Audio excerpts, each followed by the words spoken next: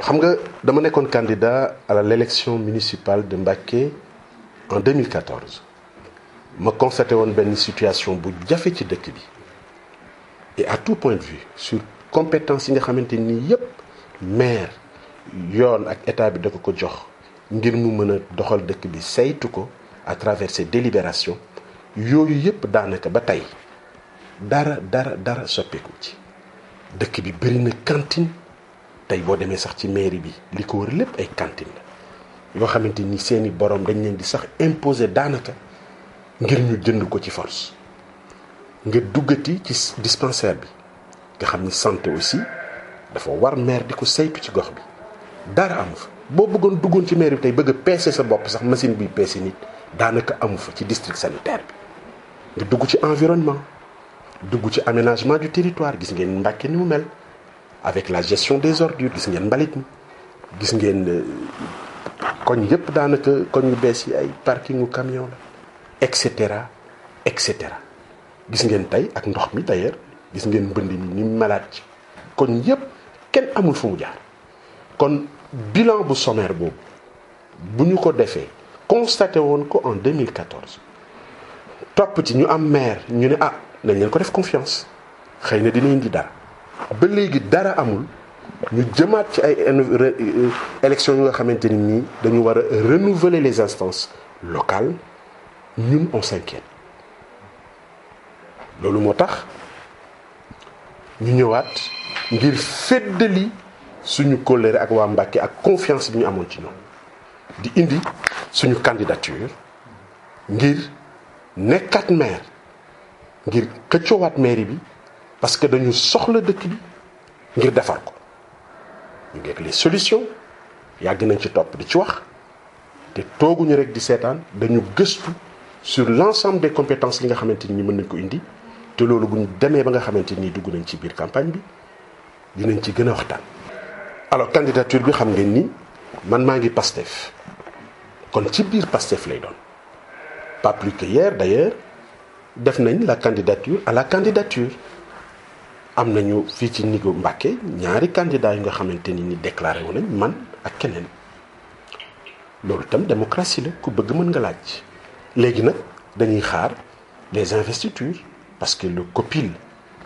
la direction du parti le comité de pilotage du parti va statuer ñu xool ki nga xamante ni moo gën profil bu ko defee bu boobaa kooku daal di doxal nag dérouler programme sigil parti bi donc candidature bi je réitère c'est au sein du parti PASTEF mais malgré tout nous attendons quand même les investitures pour mën ko gën a fësal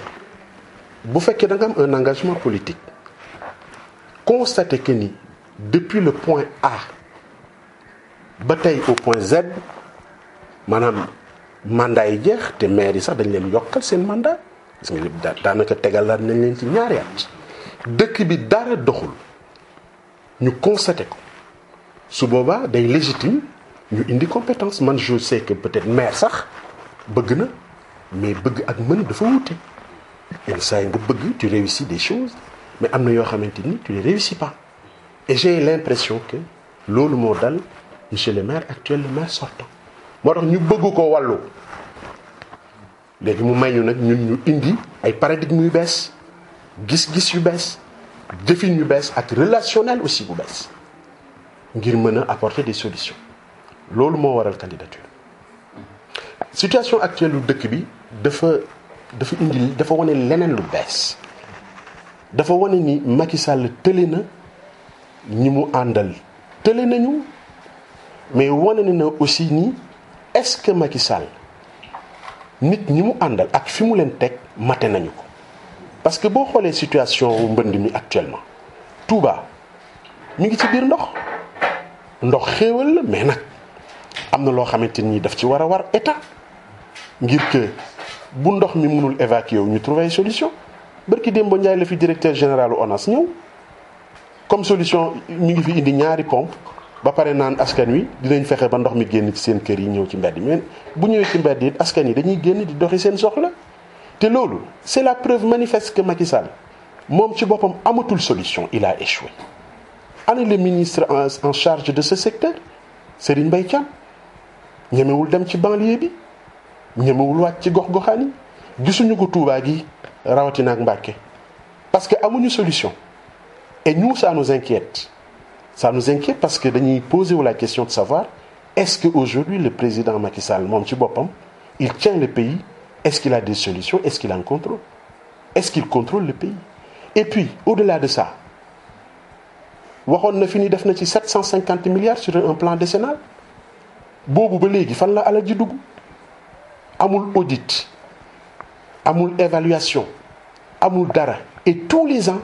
situation bu mel nii la ñuy dund mbënd mi fi mu nekk ñun ñëpp ci bokk yam fi mu nekk pour nga génn Dakar c'est tout un problème Thiaroye Kër Massar foofu yëpp ndox la nga ñëw Kaffrine ñëw Touba gii gis nga bërki démb image yi kër yëpp a ngi ci ndox Mbacké noonu parce que bu leen fàtte ni